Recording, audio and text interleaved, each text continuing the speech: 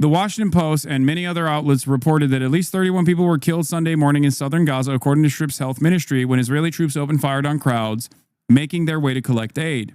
Okay?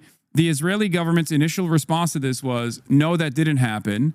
And then their response was, because there was too many eyewitnesses and too much footage of the event, they said, yeah, we did open fire, but it was actually 1 kilometer away, like half a mile away from the actual aid area, despite the fact that these were people trekking for 7 miles to get to the aid area. So yes, it was near the aid area. Okay. And they got the Washington Post to basically issue a correction, a ridiculous correction, claiming that this was blood libel once again. And of course, the cowards over at the Washington Post corrected their and deleted their post below because it and early versions of the article didn't meet the Post's fairness standards. The background: early versions of this article on Sunday stated that Israeli troops had killed more than 30 people near a U.S. aid site in Gaza, with a headline attributing the action to health officials. The article failed to make clear if attributing the deaths to Israel was the position of the Gaza Health Ministry or a fact verified by the Post. The article and headline were updated on Sunday evening, making it clear that there was no consensus about who was responsible for the shootings and that there was dispute over the question. While statements from Israel that it was unaware of injuries and that an initial injury indicated its soldiers didn't fire at civilians near the site were included in all versions, the Post didn't give proper weight to Israel's denial and give improper certitude about what was known about any Israeli role in the shootings. The early versions fell short of Post standards of fairness and should not have been published in that form. This is why they dropped passive voice for a second. They dropped passive voice for 1 second, and immediately Israel pounced on them. Okay? How insane that they would try to correct it by basically offering weight to the institution that lies about everything. The Washington Post is now reporting the story about Sunday's massacre. While 3 witnesses said the gunfire came from Israeli military positions, the Israeli Defense Force denied the allegations, and that led to the obsequious apology below. Oh, okay then. Oh, Israel said they didn't do it? All right. I guess we should offer more weight to the fucking state that has routinely lied for the past 19 months. This has conducted an ethnic cleansing campaign. Incredible. Incredible stuff. An Israeli military official later said the troops had acted to prevent several suspects from approaching them overnight and fired warning shots at the group, but there was no connection between this incident and the false claims made against the IDF. Let's watch. Eyewitness after eyewitness, same story. The Israelis fired on civilians near aid points, killing and injuring scores of civilians in recent days, they say. Moreover, repeated testimony that they used drones to do it. We were there lying on the floor since 4 a.m. and the drones were firing at us. The Israelis were firing at us. People were crouching on the floor, women and children. And in the end, all we left with is a can of fava beans. Israel has not directly commented yet on its use of drones in these recent incidents. But it is a world leader in developing military drone technology. For these drones, sometimes called quadcopters, firing bullets is certainly possible. We know of a lot of companies that advertise drones with small caliber weapons mounted on them. We know that the IDF has worked with some of these companies. And a UK doctor who'd worked in Gaza gave this evidence to Parliament just a few months ago. What I think I found particularly disturbing was that a bomb would drop, maybe on a crowded, tented area, and then the drones would come down. You reported on these drones a long time ago. Only now mainstream media is reporting on it. Yeah. Drone copters that have snipers attached to them that snipe children is something that we have covered months ago. Drone copters that actually provide surveillance and also directly speak to the Palestinians. Also covered that months ago. Only now is mainstream media starting to cover this. Even this is months after the fact that surgeons that went to Gaza came back and reported on the victims that were children. Drone copters that play the sounds of crying children in an effort to draw out Palestinians that are trying to help people in need only to fucking shoot and kill them. Again, they are basically at least 5 to 6 months late to the game. Even after there was direct testimony, even after there has been verifiable evidence that we have seen from people's phone camera footage. I saw, I believe, an ABC or NBC, one of those like foreign, one of those reporters, conflict reporters, talking about his interview with a doctor in Gaza. A doctor in Gaza that in the midst of the interview was interrupted by a drone that flew directly to her window and started yelling commands at the doctor, asking about like who she was talking to and things like that, demanding that none of this is actually filmed. Nightmarish dystopia. Down and pick off civilians, children. And we had... Yeah, Al Jazeera's investigations unit covered quadcopters on December 2nd, 2024.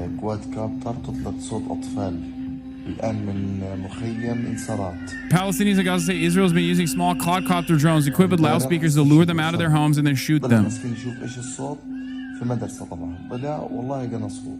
In mid-April, we were informed that Israeli quadcopters were emitting bizarre sounds, including baby sounds or women screaming. I went personally to Nusayrat and I interviewed several Palestinians separately, and the testimonies were almost identical. Quadcopters were for 2 consecutive nights on the 14th and the 15th, I guess, of April. They were emitting baby sounds, playing sounds of screaming women.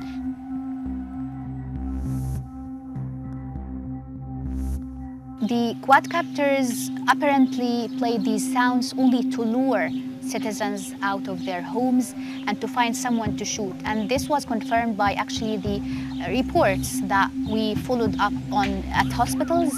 There were cases of people getting injured by these quadcopters after going out to figure out what was the sound to try to help. Suddenly we heard a woman shouting in the street, "Help," with a baby also asking for help. The voice was coming from outside the door. It was a quadcopter with 4 propellers. Then it headed towards the tents.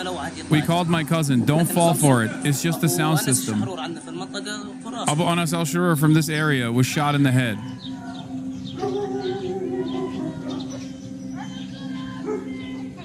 It's a baby saying, "I want my mother."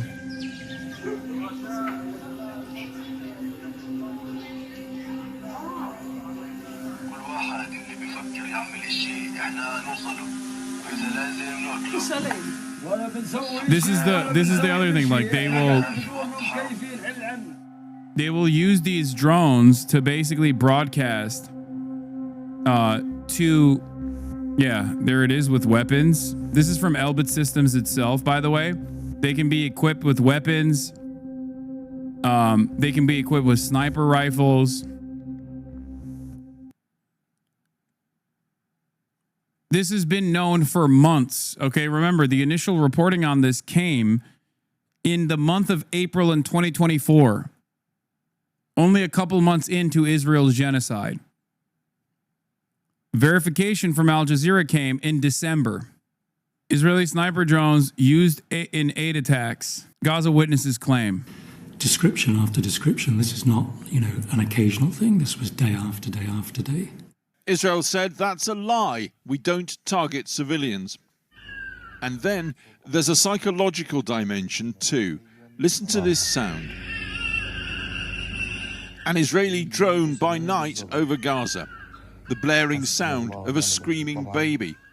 The man filming says this is coming from the drone. He says if you go out to investigate the sound, you'll be shot.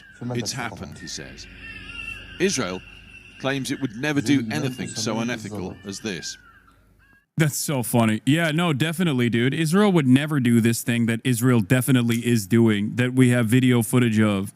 But it's fucking blood libel, and you're you're engaging in anti-Semitism for saying that. As Felix Biederman said yesterday, when referring to the Lindsey Graham post, a couple months ago, they were like, this is fucking blood libel. This is blood libel. Remember? Whenever we were talking about like the flotillas being shot at by the Israeli state, it was treated as though it was blood libel. It's always shit that Israel is doing in broad daylight being treated as blood libel. But then a couple months after the fact, it just turns into something that they are advocating for. I thought it was anti-Semitic blood libel to report this. Breaking news: Israeli troops opened fire near a Gaza aid site, the military said. Gazan officials said at least 27 people were killed. Israel claims that Palestinians are using human shields. The Israeli occupying force literally uses Palestinian human shields. There's also plenty of investigative reporting on this as well. Everything is projection. Okay? Germans all across the globe are offended by your comments about the Nazi government. Yeah, this is anti-Deutsche discrimination, I know. Just a few short months ago, it was blood libel to say Israel deliberately struck aid trucks and targeted relief workers. If they hit this flotilla like they've done before, you'll have about a day of acknowledging reality before it goes back under the blood libel tab. What's next on the blood libel situation? Israeli settlements in the West Bank are illegal under international law, but apparently it's blood libel. That's also blood libel. What's next, dude? Saying Sabra hummus is dog shit, also blood libel. You want all Jews to be assassinated. You must want the Holocaust to happen if you believe that Israel should follow international humanitarian laws. You are basically saying you want the Holocaust to happen every single day to all Jews around the world. Classic. Incredible. Yeah, this video of a Palestinian strapped to the hood of a car is blood libel. Look, tying an injured Palestinian to the hood of a military vehicle and parading around the streets of Jenin, effectively using him as a human shield. Notice how they're also not letting ambulances pass through. More blood libel.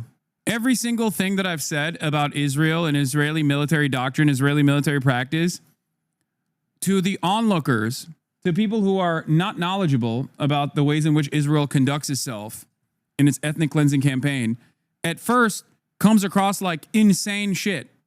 Because everyone ultimately is so conditioned into believing that like Israel is the Jewish nation state. So obviously there's going to be a lot of haters of Israel that are coming at this approach from an anti-Semitic angle and greatly exaggerating the untold amounts of violence and the most psychotic ways in which Israel actually dishes out said violence.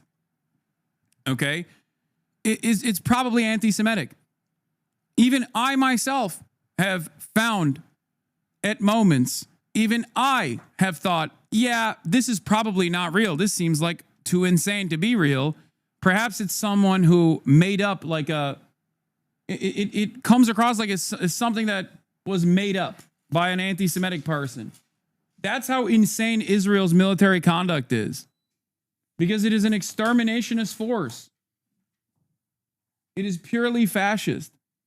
So, of course, as it goes, even I sometimes go, that's a bridge too far. I feel like you made that up, only to investigate and find out that, oh my God, no, this person was not making it up.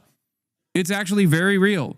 And there's funny ones like the semen commandos, like the goon squad that extracts semen from fallen Israeli occupying force soldiers. But then there's also other insane things that the Israeli government does, like the quadcopters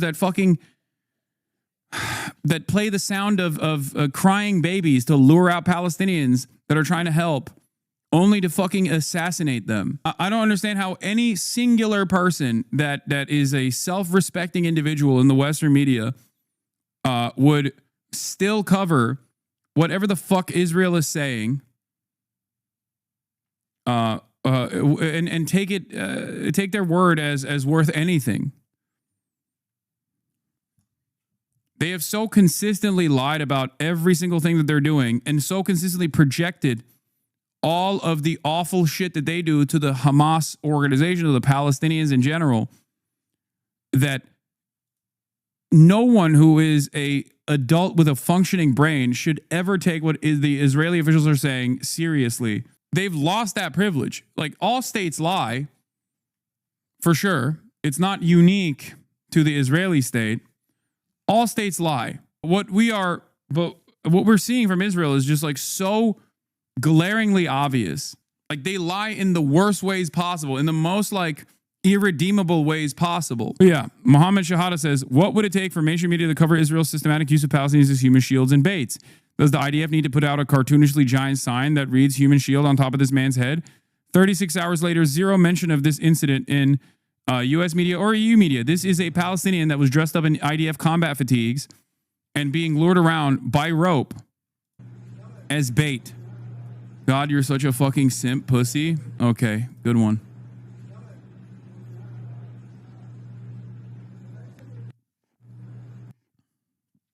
This is established military practice in Israel. Israeli soldiers have come out and confirmed that this is established military practice in Israel. So whenever they say, oh, Hamas is using human shields, remember, that is not only a lie, but also projection. Israel actually uses human shields.